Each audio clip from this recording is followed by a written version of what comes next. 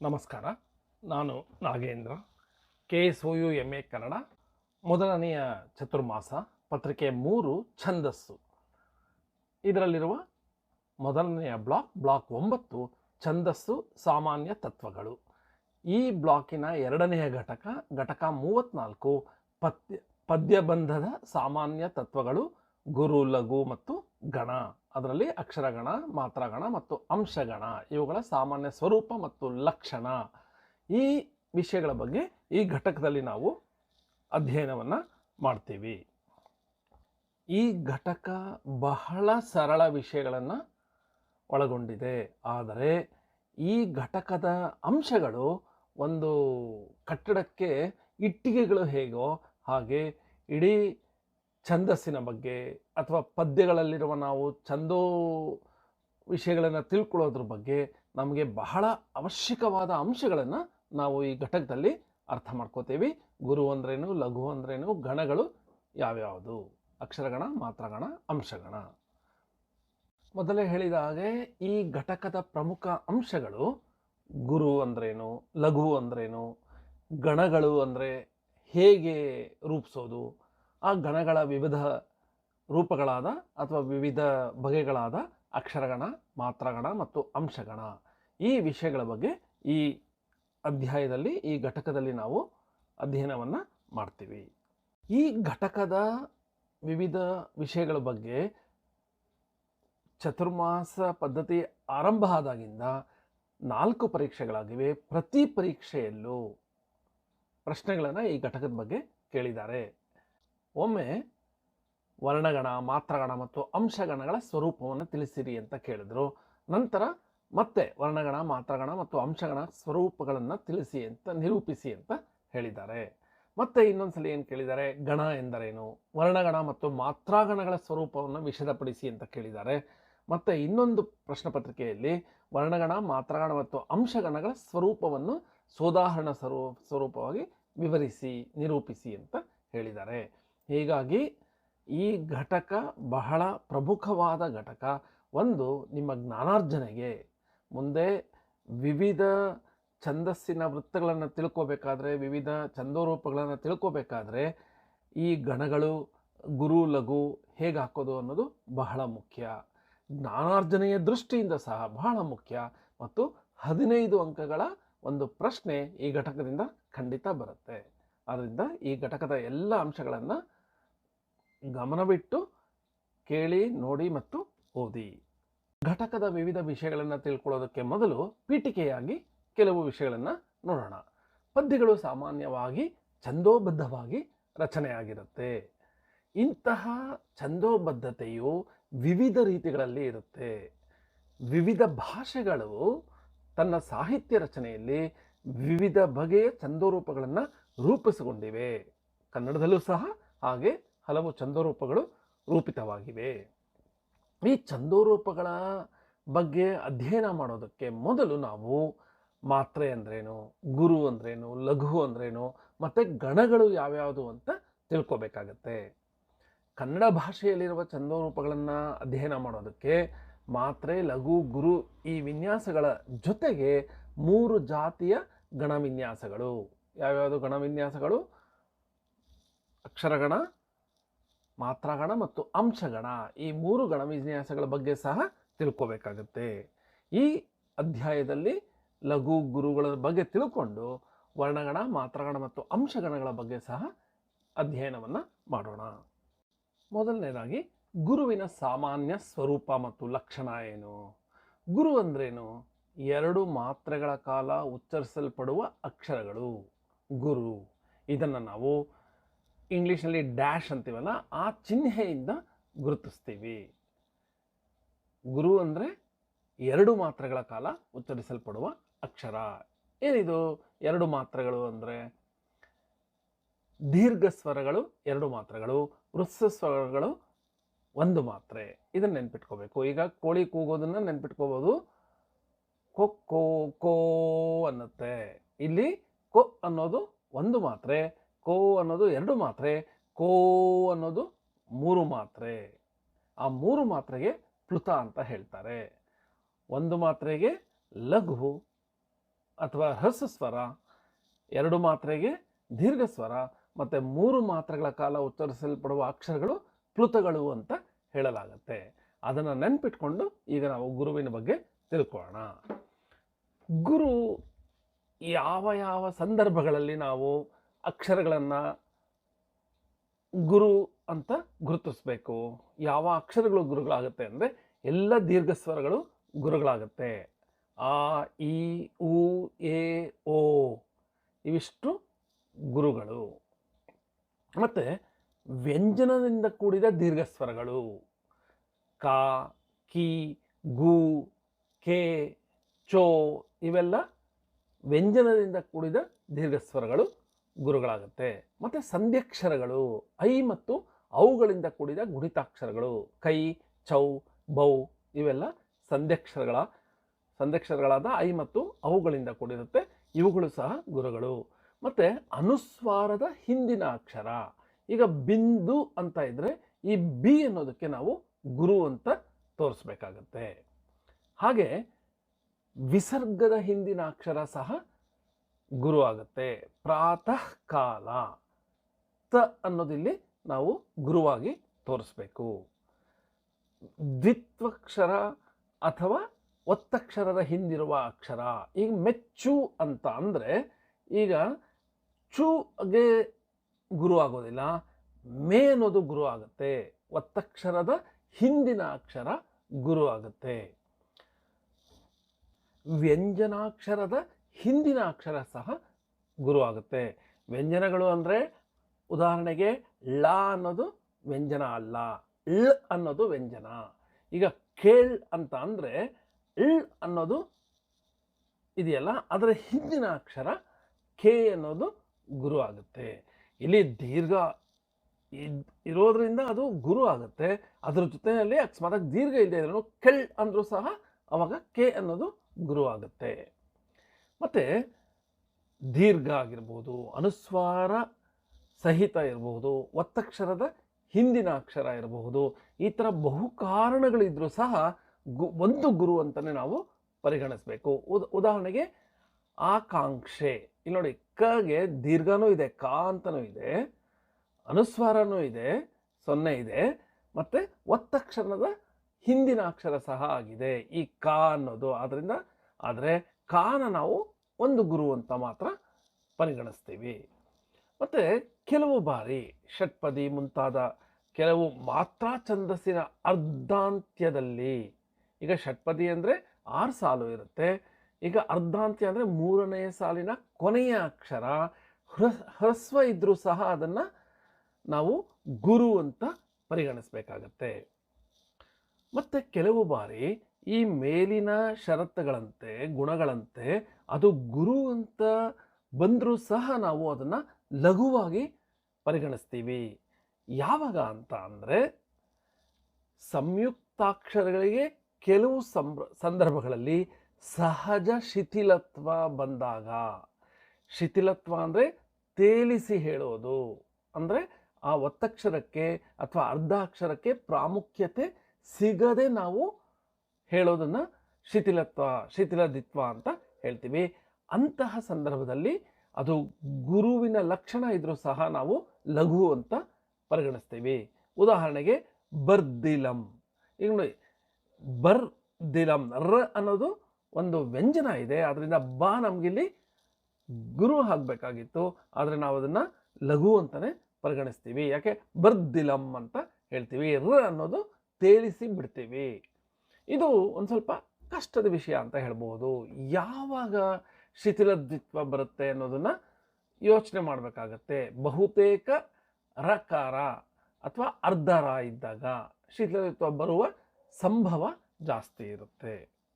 ಹೀಗೆ ನಾವು ಯಾವುದೇ ಪದ್ಯಕ್ಕೆ ಪ್ರಸ್ತಾರ ಹಾಕುವಾಗ ಯಾವಾಗ ಗುರು ಅಂತ ಗುರುತಿಸ್ಬೇಕು, ಯಾವ ಅಕ್ಷರವನ್ನು ನಾವು ಗುರು ಅಂತ ಗುರುತಿಸ್ಬೇಕು ಅಂತ ತಿಳ್ಕೊಂಡ್ವಿ. ಈಗ ಲಘುವಿನ ಸಾಮಾನ್ಯ ಸ್ವರೂಪ ಮತ್ತು ಲಕ್ಷಣ ಯಾವುದು ಅಂತ ನೋಡೋಣ. ಲಘು ಅನ್ನೋದು ಬಹುತೇಕ ಹ್ರಸ್ವ ಸ್ವರಗಳಿಗೆ ನಾವು ಒಂದು ಮಾತ್ರೆಯಲ್ಲಿ ಉಚ್ಚರಿಸ್ತೀವಲ್ಲ, ಆ ಒಂದು ಮಾತ್ರೆಯ ಕಾಲಾವಧಿಯಲ್ಲಿ ಉಚ್ಚರಿಸುವ ಅಕ್ಷರಗಳಿಗೆ ನಾವು ಹ್ರಸ್ವ ಅಂತೀವಿ, ಅದಕ್ಕೆ ಲಘು ಅಂತ ಹೇಳ್ತೀವಿ. ಅದರ ಚಿಹ್ನೆ ನಾವು ಇಂಗ್ಲೀಷ್ನಲ್ಲಿ ಯು ಅಂತ ಬರಿತೀವಲ್ಲ, ಆ ಥರ ಚಿಕ್ಕ ಒಂದು ಯು ಅನ್ನೋದು ಈ ಲಘುವಿನ ಗುರುತು, ಚಿಹ್ನೆ. ಯಾವಾಗ ಅಕ್ಷರಗಳು ಲಘು ಅಂತ ಗುರುತಿಸ್ಬೇಕಾಗತ್ತೆ? ಹ್ರಸ್ವ ಸ್ವರಗಳೆಲ್ಲ ಲಘುಗಳು. ಅ ಇ ಉ ಎ ಓ ಇವು ಹ್ರಸ್ವ ಸ್ವರಗಳು, ಇವು ಲಘು. ಮತ್ತು ವ್ಯಂಜನದಿಂದ ಕೂಡಿದ ಹ್ರಸ್ವ ಸ್ವರಗಳು, ಉದಾಹರಣೆಗೆ ಕ ಕೆ ಕು ಕೆ ಕೋ.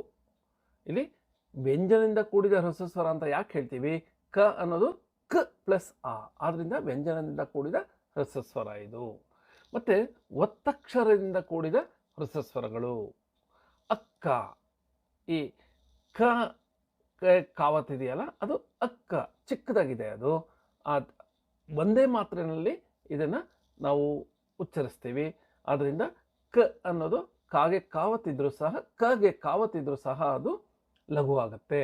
ಅದೇ ಅಕ್ಕ ಅಂತ ಅಂದರೆ ಆ ಕಾ ಅನ್ನೋದು ಗುರು ಆಗುತ್ತೆ, ದೀರ್ಘ ಬಂದರೆ ಗುರು ಆಗುತ್ತೆ. ಆ ದೀರ್ಘ ಇಲ್ಲ ಅಂದರೆ ಯಾವುದೇ ಒತ್ತಕ್ಷರ ಲಘುವಾಗೇ ಇರುತ್ತೆ. ಆದರೆ ಈ ಒತ್ತಕ್ಷರದ ಹಿಂದಿನ ಅಕ್ಷರ ಅದು ಹೇಗೆ ಇರಲಿ, ಅದು ಗುರು ಆಗುತ್ತೆ. ಅದನ್ನು ನೆನ್ಪಿಟ್ಕೋಬೇಕು. ಇನ್ನು ಕೆಲವು ಸಂದರ್ಭಗಳಲ್ಲಿ ಸಹಜ ಶಿಥಿಲತ್ವ ಬಂದಾಗ ಅದಕ್ಕೆ ಗುರುವಾಗುವ ಅರ್ಹತೆ ಇದ್ರೂ ಸಹ ನಾವು ಲಘು ಅಂತ ಪರಿಗಣಿಸಬೇಕು. ಆಗಲೇ ಹೇಳಿದ್ದೆ, ಬರ್ದಿಲಂ.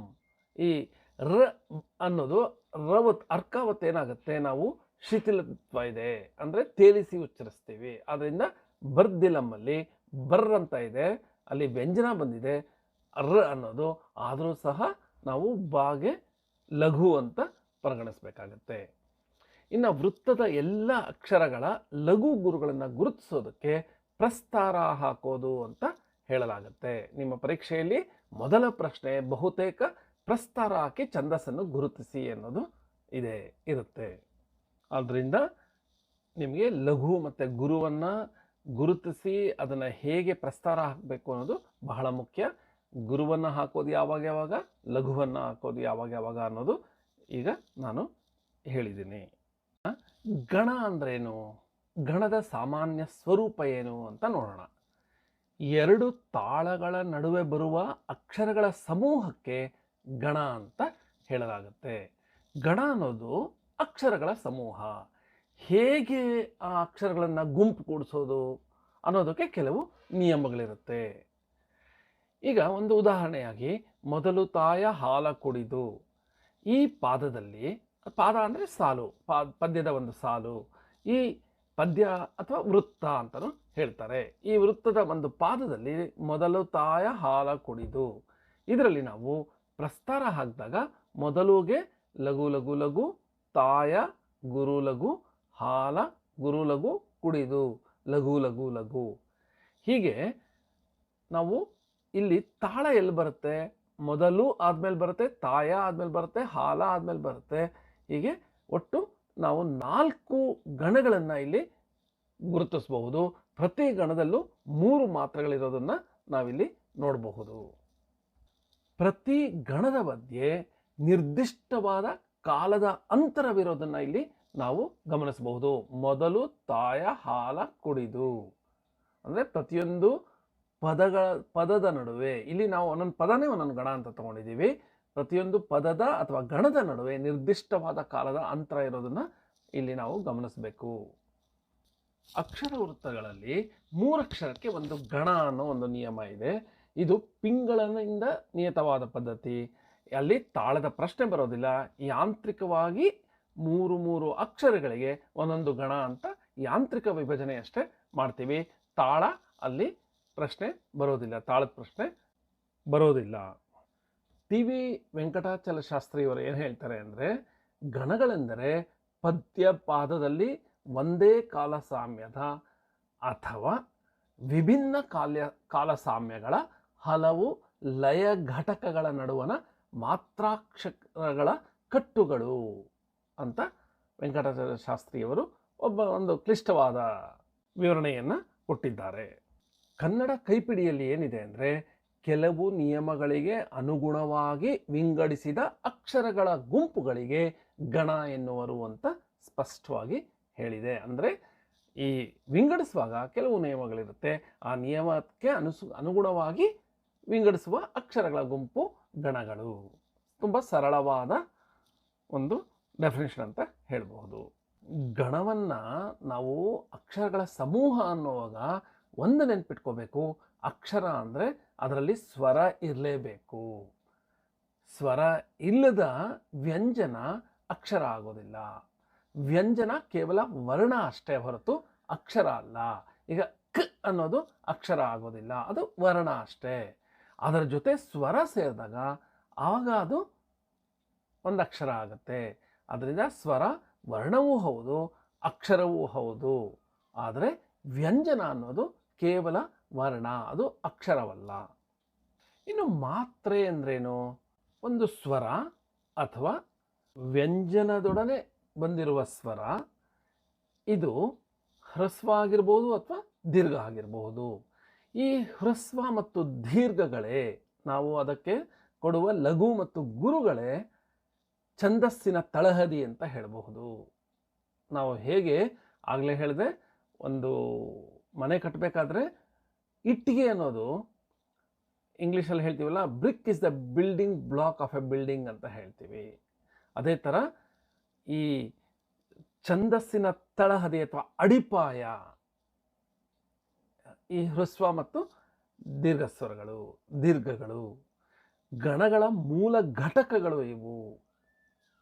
ಈ ಹ್ರಸ್ವ ಮತ್ತು ದೀರ್ಘಾಕ್ಷರಗಳನ್ನು ಅಳೆಯುವ ಪ್ರಮಾಣಕ್ಕೆ ನಾವು ಮಾತ್ರೆ ಅಂತ ಹೇಳ್ತೀವಿ. ಎಷ್ಟು ಕಾಲ ನಾವು ಇದನ್ನು ಉಚ್ಚರಿಸ್ತೀವಿ, ಹ್ರಸ್ವ ಮತ್ತು ದೀರ್ಘಗಳನ್ನು ಎಷ್ಟು ಕಾಲದಲ್ಲಿ ನಾವು ಉಚ್ಚರಿಸ್ತೀವಿ, ಅದನ್ನು ಯಾವ ರೀತಿಯಲ್ಲಿ ಅಳಿತೀವಿ ಅಂದರೆ ಮಾತ್ರೆ ಎಂಬುವ ಮಾನದಿಂದ ಇದನ್ನು ಅಳಿತೀವಿ.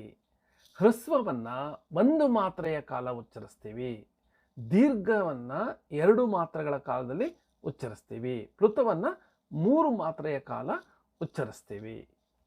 ಇದನ್ನು ಸುಲಭವಾಗಿ ನೆನಪಿಟ್ಕೊಳ್ಳೋದು, ಬೆಳಗಿನ ಜಾವದಲ್ಲಿ ಕೋಳಿ ಕೂಗೋದು ಕೊಕ್ಕೋ ಕೋ, ಇಲ್ಲಿ ಹ್ರಸ್ವ, ದೀರ್ಘ ಮತ್ತು ಪ್ಲುತ 3 ಇರೋದನ್ನು ನೆನಪಿಟ್ಕೋಬೇಕು. ವ್ಯಂಜನಕ್ಕೆ ಅಂದರೆ ಸ್ವರ ಸೇರದ ವ್ಯಂಜನ ಕ ಗ, ಈ ವ್ಯಂಜನಗಳಿಗೆ ಅರ್ಧ ಮಾತ್ರೆಯ ಬೆಲೆಯನ್ನು ನಾಗವರ್ಮ, ಕೇಶಿರಾಜ ಮೊದಲಾದವರು ಕೊಟ್ಟಿದ್ದಾರೆ. ಆದರೆ ಛಂದಸ್ಸಿನಲ್ಲಿ ವ್ಯಂಜನಕ್ಕೆ ಯಾವುದೇ ಬೆಲೆ ಇಲ್ಲ. ಇನ್ನು ಈ ಗಣಗಳನ್ನು ಹೇಗೆ ವಿಂಗಡಿಸ್ತೀವಿ, ಯಾವ ಆಧಾರದಲ್ಲಿ ವಿಂಗಡಿಸ್ತೀವಿ ಅಂದರೆ, ವರ್ಣ ಅಥವಾ ಅಕ್ಷರಗಳ ಆಧಾರದಲ್ಲಿ ವಿಂಗಡಿಸಿದಾಗ ಅಕ್ಷರಗಣಗಳು ಬರುತ್ತೆ. ಮಾತ್ರೆಗಳ ಆಧಾರದಲ್ಲಿ ವಿಂಗಡಿಸಿದಾಗ 3 ಮಾತ್ರೆಗಳು, 4 ಮಾತ್ರೆಗಳು, ಈ ಥರ ವಿಂಗಡಿಸಿದಾಗ ಮಾತ್ರಾಗಣಗಳು ಅಂತ ಬರುತ್ತೆ. ಇನ್ನು ಮತ್ತೊಂದು ಗುಂಪು ಅಂಶಗಳು. ಅಂಶಗಳೇನು ಅನ್ನೋದನ್ನು ಮುಂದೆ ಹೇಳ್ತೀವಿ. ಅಂಶಗಳ ಆಧಾರದಲ್ಲಿ ಗುರುತಿಸಿದಾಗ ಅದನ್ನು ಅಂಶಗಣಗಳು ಅಂತ ಹೇಳ್ತೀವಿ. ಹೀಗಾಗಿ ಗಣದಲ್ಲಿ 3 ತರಹದ ಗಣಗಳಿವೆ: ಅಕ್ಷರಗಣ, ಮಾತ್ರಾಗಣ ಮತ್ತು ಅಂಶಗಣ. ಈಗ ವರ್ಣಗಣದ ಸಾಮಾನ್ಯ ಸ್ವರೂಪ ಮತ್ತು ಲಕ್ಷಣಗಳ ಬಗ್ಗೆ ತಿಳ್ಕೊಳ್ಳೋಣ. ವರ್ಣಗಣದಲ್ಲಿ ವರ್ಣ ಅಥವಾ ಅಕ್ಷರವೇ ಮುಖ್ಯ. ಅದು ಹ್ರಸ್ವ ಸ್ವರ ಆಗಿರಲಿ ಅಥವಾ ದೀರ್ಘವಾಗಿರಲಿ, ಅದಕ್ಕೆ 1 ವರ್ಣ ಅಷ್ಟೇ ಬೆಲೆ. ಅದು ಎಷ್ಟೇ ಕಾಲಮಾನದಲ್ಲಿ ಅದನ್ನು ಉಚ್ಚರಿಸಲಿ, ಅದಕ್ಕೆ 1 ವರ್ಣದಷ್ಟೇ ಬೆಲೆ. ಈ ವರ್ಣಗಣಗಳಿಂದ ಕೂಡಿದ ವೃತ್ತಗಳನ್ನು ವರ್ಣವೃತ್ತಗಳು ಅಂತ ಕರಿತೀವಿ. ವರ್ಣವೃತ್ತಗಳ ಲಕ್ಷಣಗಳು ಏನೇನು ಅಂತ ನೋಡೋದಾದರೆ, ವರ್ಣಗಣಗಳಿಂದ ಕೂಡಿದ ವೃತ್ತಗಳು ವರ್ಣವೃತ್ತಗಳು. ಈ ವರ್ಣವೃತ್ತಗಳಲ್ಲಿ ಪ್ರತಿ ಪಾದದಲ್ಲೂ ನಿರ್ದಿಷ್ಟ ಸಂಖ್ಯೆಯ ವರ್ಣಗಳು ಇರುತ್ತೆ. ನಿರ್ದಿಷ್ಟ ಲಘುಗುರು ವಿನ್ಯಾಸದಲ್ಲಿ ಸಂಯೋಜನೆ ಆಗಿರುತ್ತೆ.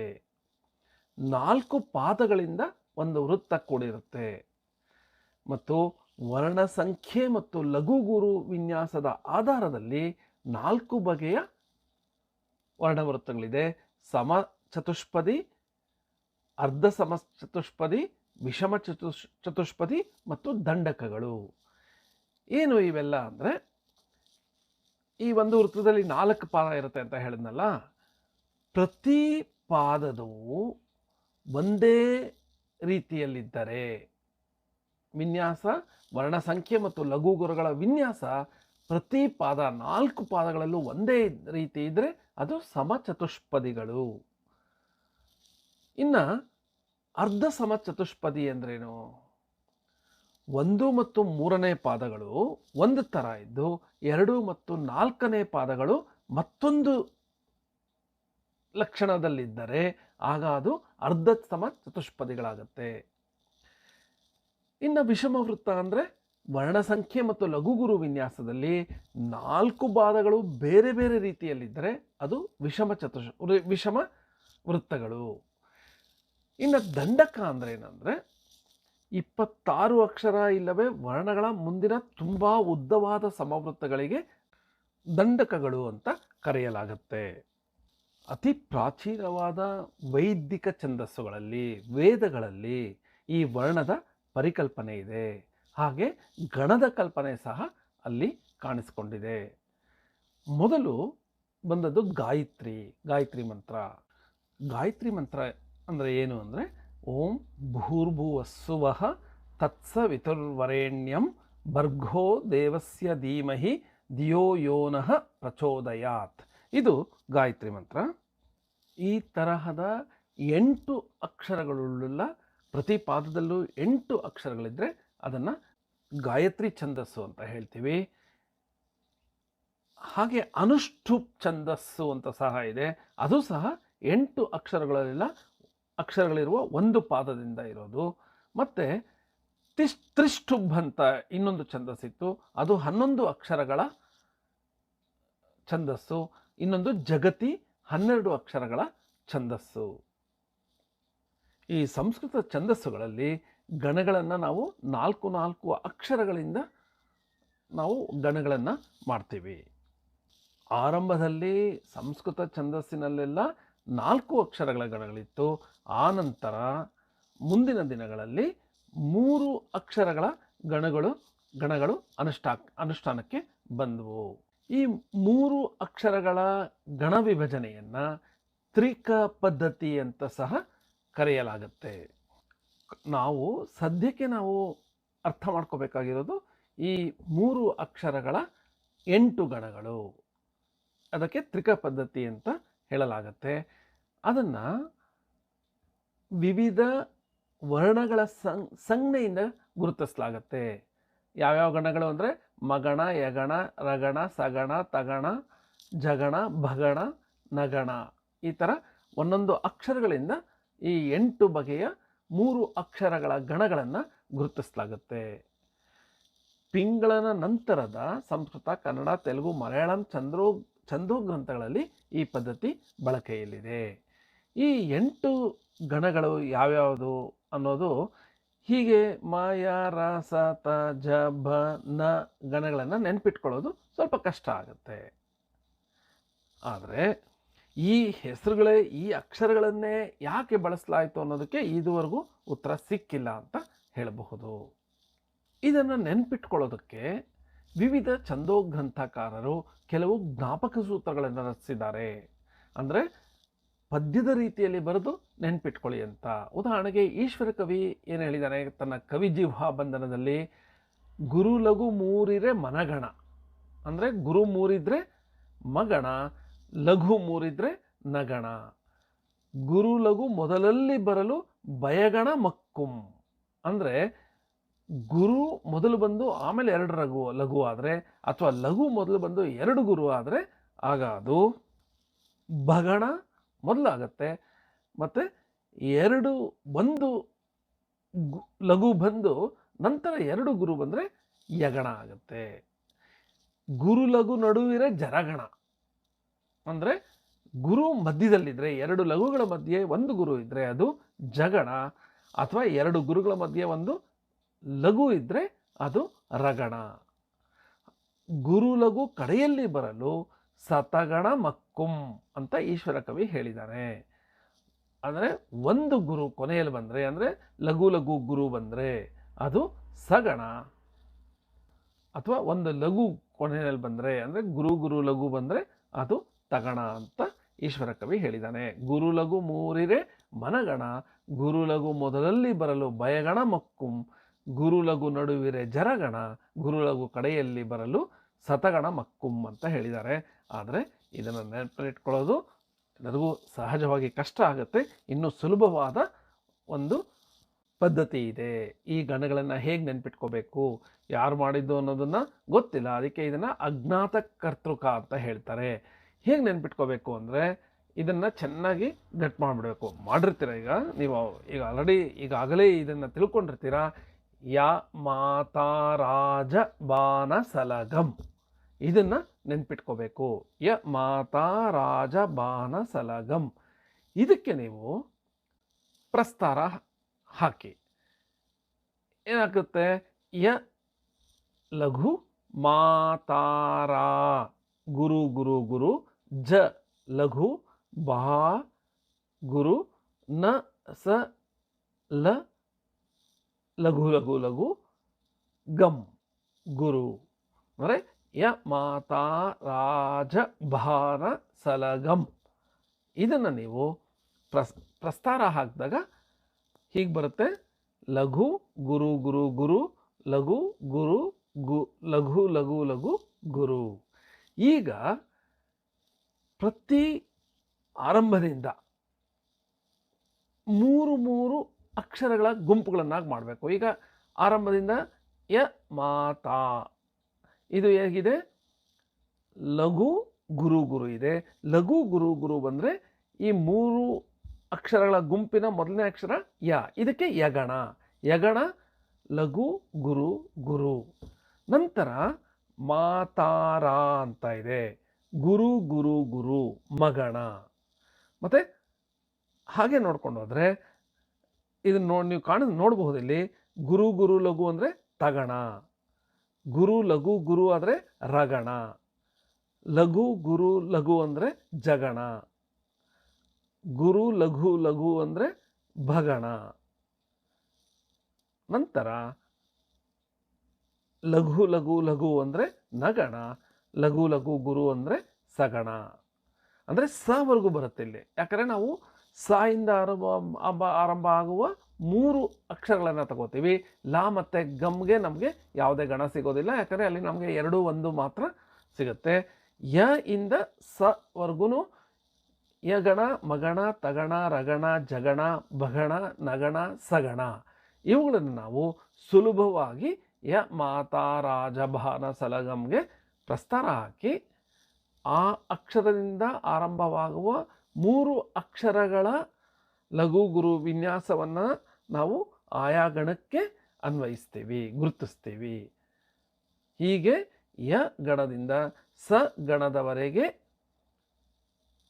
ಯಾವ ವಿನ್ಯಾಸ ಇರಬೇಕು ಅನ್ನೋದು ಈ ಯ ಮಾತಾ ರಾಜ ಬಾಹನ ಸಲಗಮ್ಮನ್ನು ನೆನ್ಪಿಟ್ಕೊಂಡು ಅದಕ್ಕೆ ವಿಸ್ತಾರ ಹಾಕಿದ್ರೆ ಗೊತ್ತಾಗುತ್ತೆ.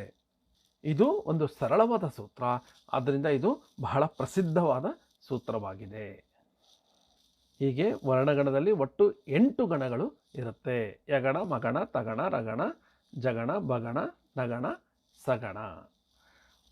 ಪ್ರತಿ ಗಣದಲ್ಲಿ ಅಕ್ಷರಗಳು 3 ಇರುತ್ತೆ. ಆದರೆ ಮಾತ್ರೆಗಳು 3ರಿಂದ 6ರ ತನಕ ಇರುತ್ತೆ. ಆದರೆ ಇಲ್ಲಿ ಮಾತ್ರೆಗಳು ಮುಖ್ಯ ಆಗಲ್ಲ, ಅಕ್ಷರಗಳೇ ಮುಖ್ಯ ಆಗುತ್ತೆ, ವರ್ಣಗಳೇ ಮುಖ್ಯ ಆಗುತ್ತೆ. ಅರ್ಧಾಕ್ಷರ ಬಂದರೆ ಅದರ ಹಿಂದಿನ ಅಕ್ಷರದೊಂದಿಗೆ ಸೇರಿಸಿ ಗಣ ವಿಭಾಗ ಮಾಡಬೇಕು. ಬರ್ ಅಂದರೆ ಬಾಗೆ ಮಾತ್ರ ಗುರು ಅಂತ ಪ್ರಸ್ತಾರ ಹಾಕಬೇಕು. ಹೀಗೆ ವರ್ಣಗಣದ ಎಲ್ಲ 8 ಗಣಗಳನ್ನು ನಾವು ಗುರುತಿಸೋದಕ್ಕೆ ಯಮಾತ ರಾಜಬಾನ ಸಲಗಮ್ಮನ್ನು ನೆನ್ಪಿಟ್ಕೋಬೇಕು. ಇನ್ನು ಮಾತ್ರಾ ಗಣ, ಇದರ ಸ್ವರೂಪ ಮತ್ತು ಲಕ್ಷಣವನ್ನು ತಿಳ್ಕೊಳ್ಳೋಣ. ಸಾಮಾನ್ಯವಾಗಿ ಸಂಸ್ಕೃತ ಛಂದೋವೃತ್ತಗಳನ್ನು ವೈದಿಕ ಛಂದಸ್ಸು ಮತ್ತು ಲೌಕಿಕ ಛಂದಸ್ಸು ಹಾಗೂ ಮಾತ್ರಾ ಛಂದಸ್ಸು ಎಂಬ 3 ವರ್ಗಗಳಾಗಿ ವಿಭಾಗಿಸಲಾಗುವುದು. ವೈದಿಕ ಛಂದಸ್ಸು, ಲೌಕಿಕ ಛಂದಸ್ಸು, ಮಾತ್ರಾ ಛಂದಸ್ಸು.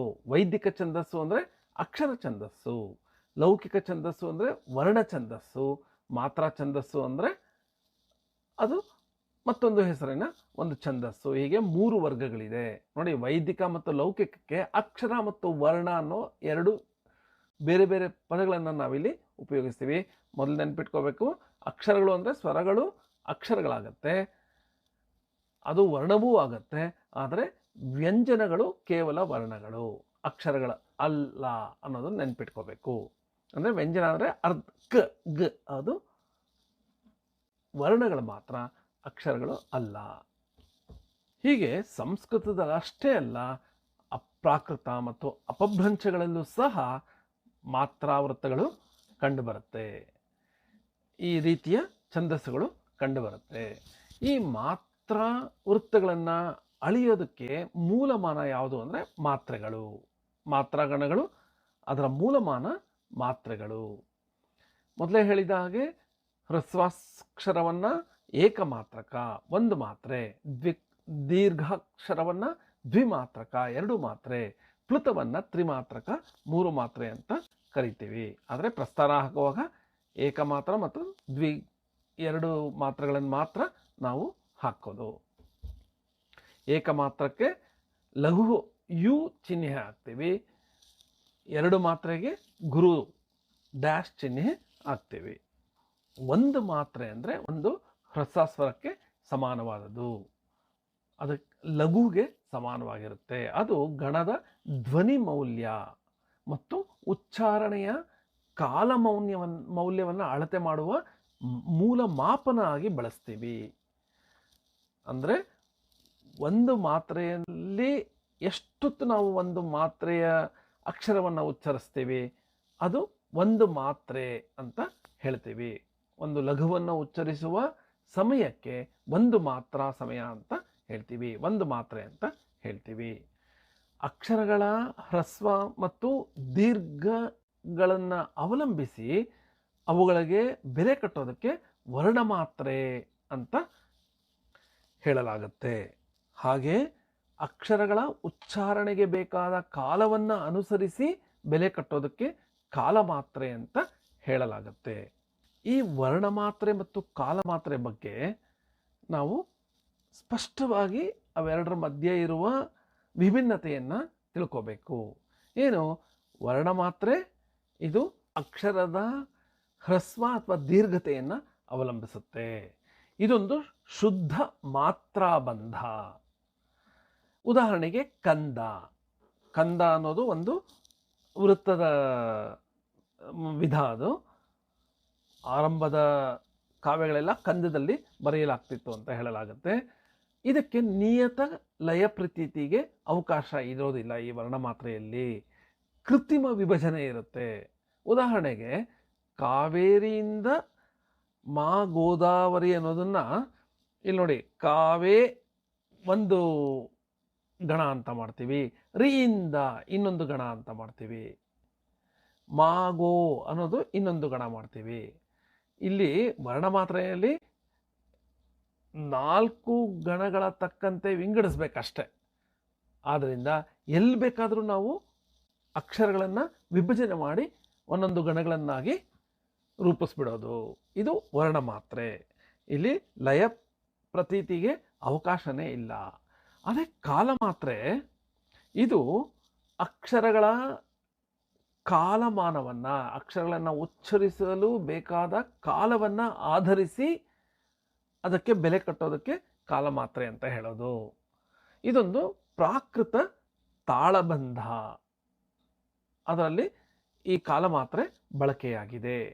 ಕನ್ನಡದ ರಗಳೆ ಒಂದು ಕಾಲಮಾತ್ರೆಯ ಉದಾಹರಣೆ ಅಂತ ಹೇಳ್ಬೋದು.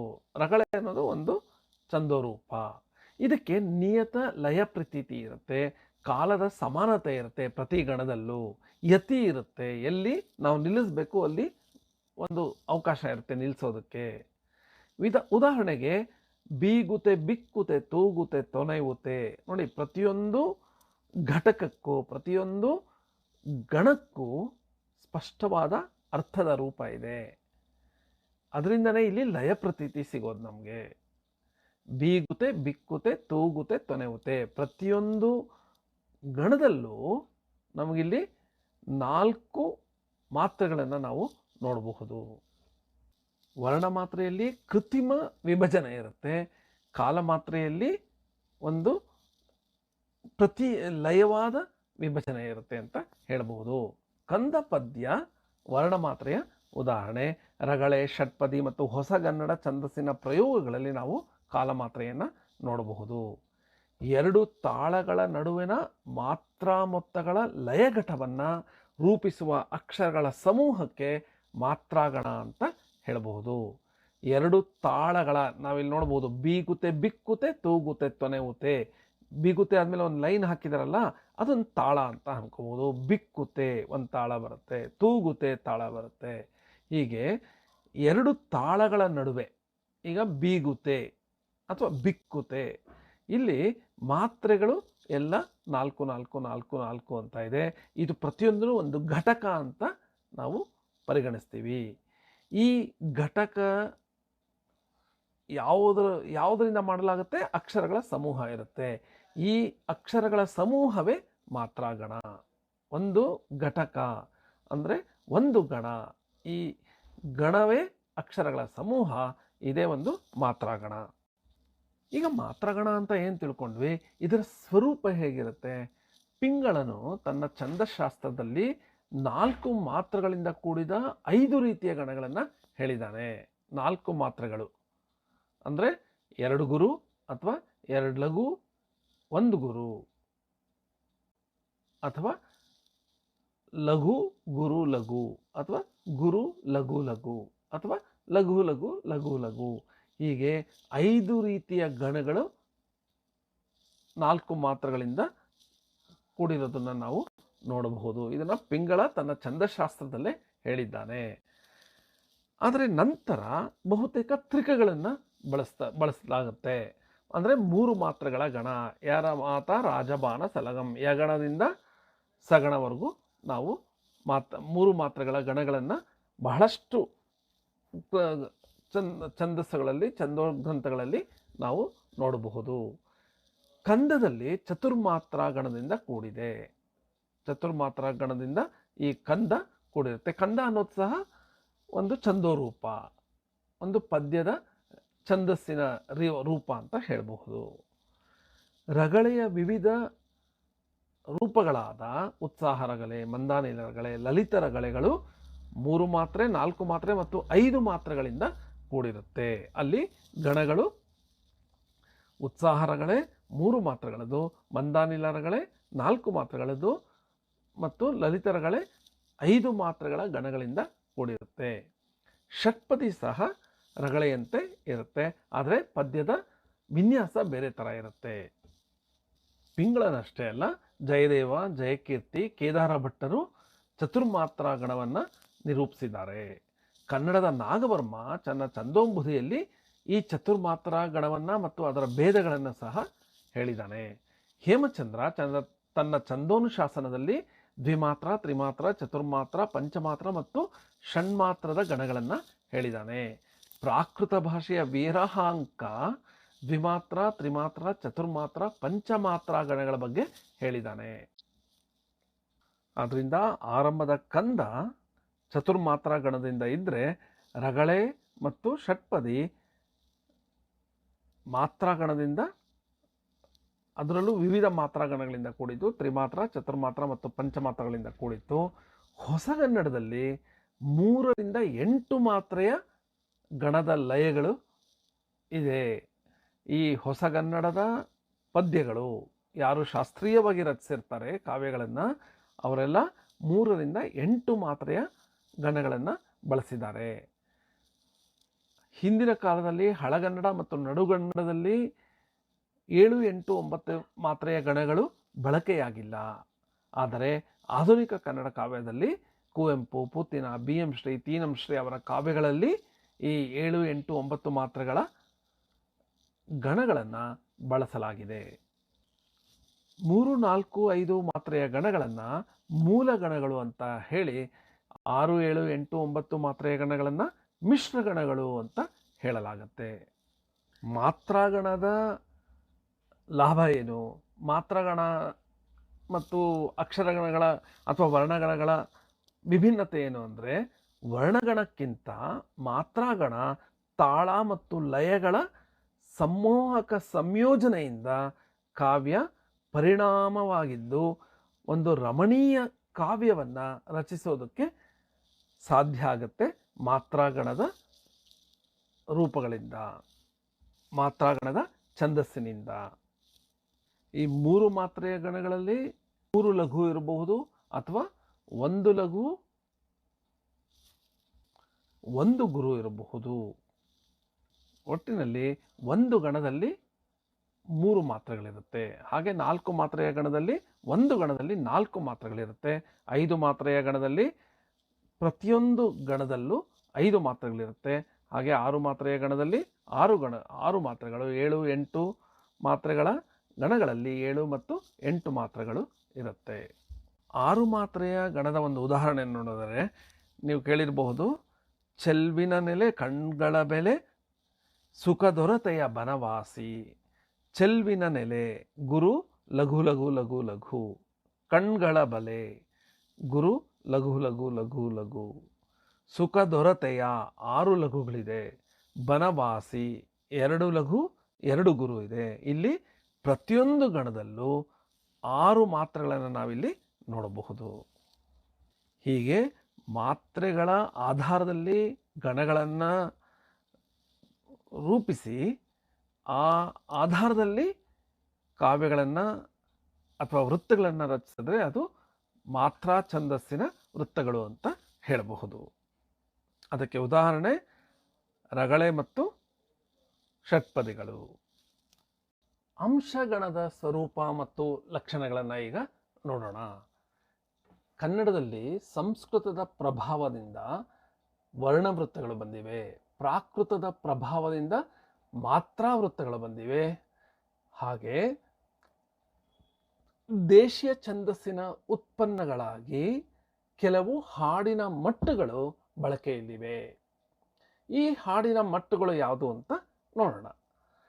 ಈ ಹಾಡಿನ ಮಟ್ಟಗಳನ್ನು ನಾಗವರ್ಮ ಛಂದೋಬುಧಿಯಲ್ಲಿ ಕರ್ನಾಟ ವಿಷಯ ಜಾತಿ ಅಥವಾ ಕರ್ನಾಟ ವಿಷಯ ಜಾತಿ ವೃತ್ತ ಅಂತ ಕರೆದಿದ್ದಾನೆ.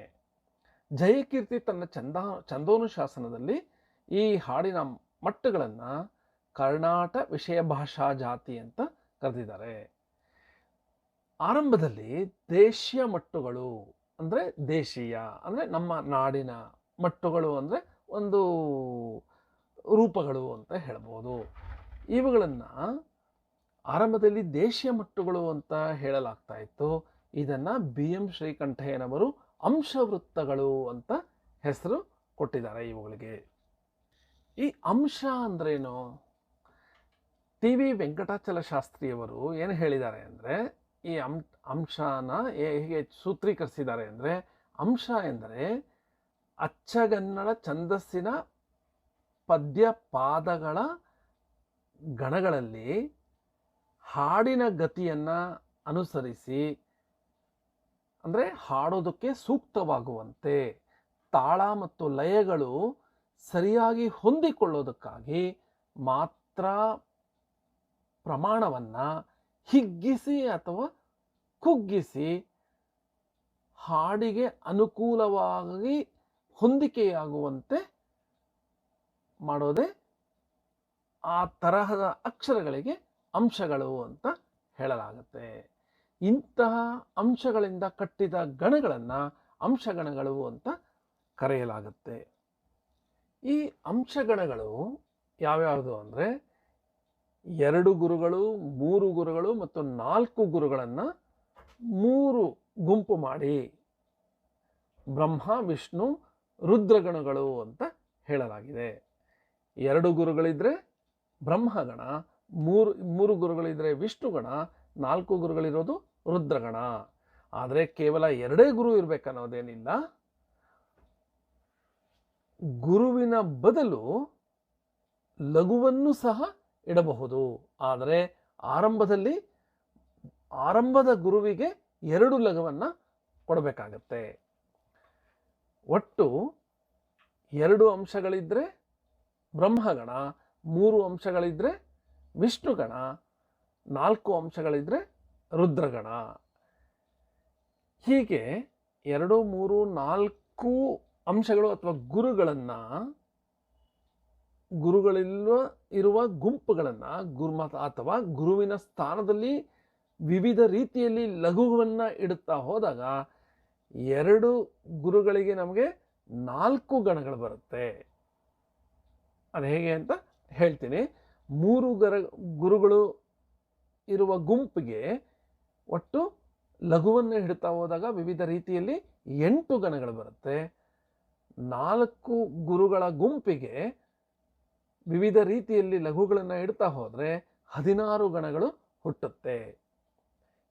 ಹೀಗೆ ಈ 2 ಅಂಶಗಳ 4 ಬ್ರಹ್ಮಗಣಗಳು, 3 ಅಂಶಗಳ 8 ವಿಷ್ಣುಗಣಗಳು, 4 ಅಂಶಗಳ 16 ರುದ್ರಗಣಗಳು ನಾವು ನೋಡಬಹುದು.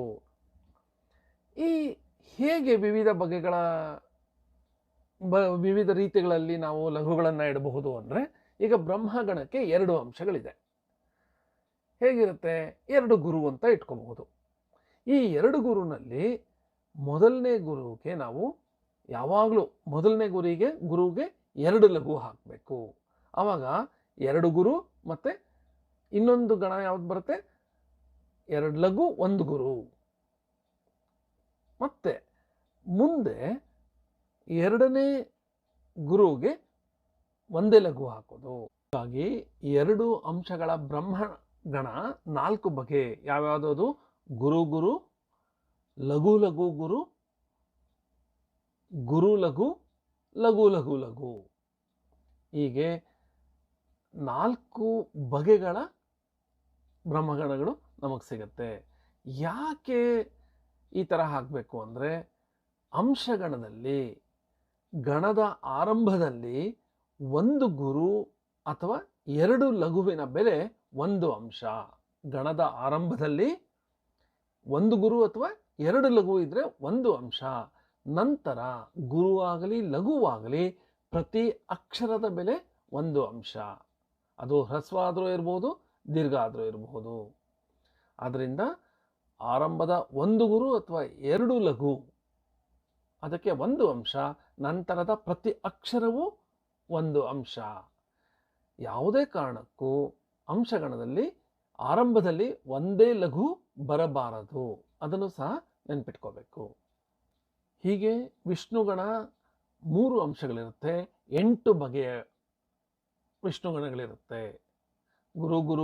ಗುರುವಿಂದ ವಿವಿಧ ರೀತಿಗಳಲ್ಲಿ ಈ 1 ಗುರುವಿನ ಬದಲು ಆರಂಭದಲ್ಲಿ 2 ಲಘು ಹಾಕಬೇಕು, ಅಥವಾ ನಂತರ 2 ಗುರುಗಳಿಗೆ ಒಂದೊಂದೇ ಲಘು ಹಾಕ್ಕೊಂಡು ನಾವು ವಿವಿಧ ವಿನ್ಯಾಸಗಳನ್ನು ನೋಡಬಹುದು. ರುದ್ರಗಣ 4 ಅಂಶಗಳಿರುತ್ತೆ, 16 ಬಗೆಗಳು ನಾವು ಈ ರುದ್ರಗಣವನ್ನು ನೋಡಬಹುದು. 16 ಬಗೆಗಳಲ್ಲಿ ಜಯಕೀರ್ತಿ ಈ ಗಣಗಳಿಗೆ ರತಿ ಮದನ ಶರಗಣಗಳು ಅಂದಿದ್ದಾನೆ. ಬ್ರಹ್ಮ ವಿಷ್ಣು ರುದ್ರಗೆ ಬದಲು ರತಿ ಮದನ ಶರ ಅಂದಿದ್ದಾನೆ. ಭೀಮಕವಿ ಮೊದಲಾದ ತೆಲುಗು ಲಾಕ್ಷಣಿಕರು ಇವಕ್ಕೆ ಸೂರ್ಯ ಚಂದ್ರ ಇಂದ್ರಗಣಗಳು ಅಂದಿದ್ದಾರೆ. ಆದರೆ ನಾವು ಓದಬೇಕಾದ್ರೆ ನಮ್ಮ ಅಧ್ಯಯನದಲ್ಲಿ ನಾವು ಬ್ರಹ್ಮ ವಿಷ್ಣು ರುದ್ರಗಣಗಳು ಅಂತ ಅಧ್ಯಯನವನ್ನು ಮಾಡಬೇಕು. 2 ಅಂಶಗಳು, 3 ಅಂಶಗಳು, 4 ಅಂಶಗಳು, ಆರಂಭದ 1 ಗುರು ಅಥವಾ 2 ಲಘುಗೆ 1 ಅಂಶ, ನಂತರದ ಪ್ರತಿ ಅಕ್ಷರಕ್ಕೆ 1 ಅಂಶ. ಇದನ್ನು ನೆನ್ಪಿಟ್ಕೊಂಡ್ರೆ ಸಾಕು. ಈ ಘಟಕದ ಎಲ್ಲ ಅಂಶಗಳನ್ನು ಈ ವಿಡಿಯೋದಲ್ಲಿ ವಿವರಿಸಿದ್ದೇನೆ. ಏನೇನು ಹೇಳಿದ್ದೀನಿ ಈ ಘಟಕದಲ್ಲಿ ಅಂದರೆ, ಮೊದಲು ಗುರು ಅಂದ್ರೇನು, ಲಘು ಅಂದ್ರೇನು, ಯಾವ ಅಕ್ಷರಗಳಿಗೆ ನಾವು ಗುರು ಹಾಕಬೇಕು, ಯಾವ ಅಕ್ಷರಗಳಿಗೆ ಲಘು ಹಾಕಬೇಕು ಅಂತ ವಿವರಿಸಲಾಗಿದೆ. ನಂತರ ಗಣಗಳನ್ನು ಹೇಗೆ ಮಾಡೋದು ಅಂತ ಹೇಳಲಾಗಿದೆ. ಅಕ್ಷರಗಳಿಂದ, ಮಾತ್ರೆಗಳಿಂದ, ಅಂಶಗಳಿಂದ ಗಣಗಳು ಮಾಡಿ ಅಕ್ಷರಗಣಗಳು ಬರುತ್ತೆ, ಮಾತ್ರಾಗಣಗಳು ಬರುತ್ತೆ ಮತ್ತು ಅಂಶಗಣಗಳು ಬರೋದ್ರ ಬಗ್ಗೆ ಈ ವಿಡಿಯೋದಲ್ಲಿ ವಿವರಿಸಿದ್ದೇನೆ. ಇಲ್ಲಿಗೆ ಈ ಘಟಕದ ಎಲ್ಲ ವಿಷಯಗಳನ್ನು ನಾನು ವಿವರಿಸಿದ್ದೇನೆ. ನಿಮಗೆ ಅರ್ಥ ಆಗಿದೆ ಅಂದ್ಕೊಂಡಿದ್ದೀನಿ. ನಿಮಗೆ ಅರ್ಥ ಆಗಿದ್ದರೆ ಈ ವಿಡಿಯೋ ಕೆಳಗಡೆ ಇರುವ ಕಾಮೆಂಟ್ ಬಾಕ್ಸ್ನಲ್ಲಿ ನಿಮ್ಮ ಅಭಿಪ್ರಾಯವನ್ನು ತಿಳಿಸಿ. ನಮಸ್ಕಾರ.